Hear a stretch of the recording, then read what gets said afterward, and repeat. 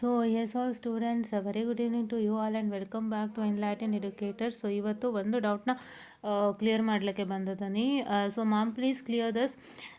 There is one post in that if it's VTU, it's cleared. VTU going to give 2 chances to clear back subject for 2004 to 2017 scheme students on December 2024 to Jan 2025.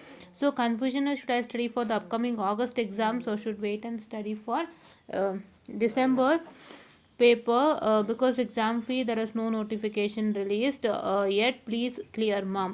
So ಇದು ಬಂದು ಏನಾಗಿದೆ ಅಂತ ಹೇಳಿದ್ರೆ, ನೀವು ಇವಾಗಲೇ exam ಬರೆಯೋದು ತುಂಬ ಒಳ್ಳೆಯದು. ಅಪ್ಕಮಿಂಗ್ ಆಗಸ್ಟ್ ಎಕ್ಸಾಮ್ಗೆ ಬರೀರಿ ಆಯಿತಾ, ಓಕೆನಾ. ಸೊ ಏನಕ್ಕೆ ನಾನು ಹೇಳ್ತಾ ಇದ್ದೀನಿ ಅಂತ ಹೇಳಿದ್ರೆ, ದಯವಿಟ್ಟು ತಪ್ಪಾಗಿ ತಿಳ್ಕೊಬೇಡಿ. ಅಪ್ಕಮಿಂಗ್ ಆಗಸ್ಟ್ ಎಕ್ಸಾಮ್ಗೆ ನೀವು ಬರೆಯೋದ್ರಿಂದ ಬೇಗ ನಿಮ್ಮ ಎಕ್ಸಾಮ್ ಕ್ಲಿಯರ್ ಆಗುತ್ತೆ. Plus it's what is are going to happen start, so you can easily be free. ಹೌದಾ, ಫ್ರೀಯಾಗಿ ನೀವು ಇರ್ಬೋದು.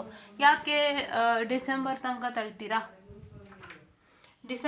ತಳ್ತೀರಾ? ಸೊ ಇವಾಗ ನಿಮಗೆ ಇವಾಗಿನ ಎಕ್ಸಾಮ್ ಜೊತೆನಲ್ಲಿ 2 ಚಾನ್ಸ್ ಕೊಟ್ಟಿರೋದ್ರಿಂದ ಸೊ ನೀವು ಡಿಸೆಂಬರ್ ತನಕ ಯಾಕೆ ತಳ್ತೀರಾ? ಬೇಡ, ಡಿಸೆಂಬರ್ ತನಕ ತಳ್ಬೇಡಿ. ಕಷ್ಟಪಟ್ಟು ಇವಾಗಲೇ ಮಾಡ್ಕೊಂಡು ರಿಲೀಫ್ ಮಾಡ್ಕೊಳ್ಳಿ. ಡಿಸೆಂಬರ್ ತನಕ ತಳ್ಳಿದ್ರೆ it will be a problem ಅಲ್ಲಪ್ಪ.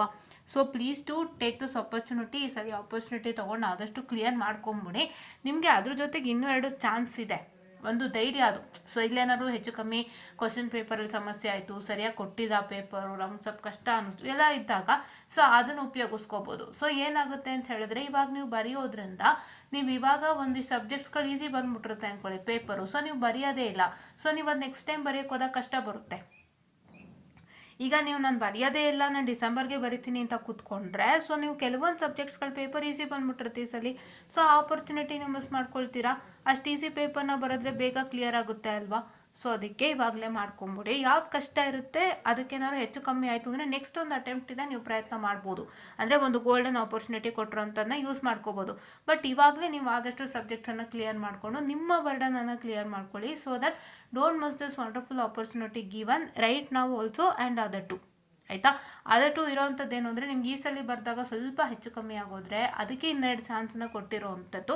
ಬಟ್ ಈ ಸಲ ಯಾವ್ಯಾವ ಪೇಪರ್ ಸಬ್ಜೆಕ್ಟ್ ಈಸಿ ಇದೆ, ಯಾವ್ಯಾವ ಸಬ್ಜೆಕ್ಟ್ಸ್ಗೆ ಈಸಿ ಪೇಪರ್ ಬರುತ್ತೆ ಅಂತ ನಿಮಗೆ ನಂಬಿಕೆ ಇದೆಯೋ ಅದನ್ನು ನೀವು ಈ ಸಲ ಬರೆದು ಮುಗಿಸ್ಕೊಂಬಿಡಿ. Don't drag it. Okay, this is for all the students ಅಂತ ಹೇಳ್ತಾ. So please don't do that. Because ನೀವೆಲ್ಲ ಬರೀದೆ ಬಿಟ್ಬಿಟ್ಟು, ಇದು ಐ ಹ್ಯಾವ್ ಸೀನ್ ಒಂದು ಸಬ್ಜೆಕ್ಟನ್ನು ನಾವು ಬರೀದೆ ಬಿಟ್ಬಿಟ್ಟು ನಿಮ್ಗೇನಾಗುತ್ತೆ, ಆ ಟೈಮ್ ಪೇಪರ್ ಈಸಿ ಬಂದ್ಬಿಟ್ಟಿರುತ್ತೆ. ಸೊ ಅವಾಗ ವಿ ಸಮ್ಟೈಮ್ಸ್ ರಿಗ್ರೆಟ್, ಈ ಪೇಪರ್ ಈಸಿ ಬಂದಿತ್ತು, ಈ ಸಲ ಮಾಡ್ಬೋದಾಗಿತ್ತಲ್ಲ, ಈ ಸಲ ತೊಗೊಂಬಿಡ್ಬೋದಾಗಿತ್ತು ಅಂತ. If anybody says that paper easy ಇತ್ತು ಕಣೆ ಈ ಸಲ, ಬ್ಯಾಕ್ದು ನೀನ್ಯಾಕೆ ಬರೀಲಿಲ್ಲ ಅಂತ ಯಾರು ಹೇಳಿದಾಗ so we all feel that OYO ನಾನು ಹಿಂಗೆ ಮಾಡಬೇಕಾಗಿತ್ತು, ನನ್ನ ಈ ಸಲ ತೊಗೋಬೇಕಾಗಿತ್ತು, ಈಸಿ ಕೊಟ್ಟಿದ್ರಂತೆ ಅಂತ. So don't get into that situation. ಈಗಲೂ ಬರೀರಿ. ಇವಾಗ ಯಾವುದಾದ್ರೂ ಕಷ್ಟ ಆಯಿತು ಅಂದರೆ ನೆಕ್ಸ್ಟು ಇನ್ನು ಮುಂದಕ್ಕೆ 2 ಚಾನ್ಸಲ್ಲಿ ಮಾಡ್ಕೊಳ್ಳೋರಂತೆ. ಓಕೆನಾ. So this is what is for today's session and I just run up the small session guys and thank you.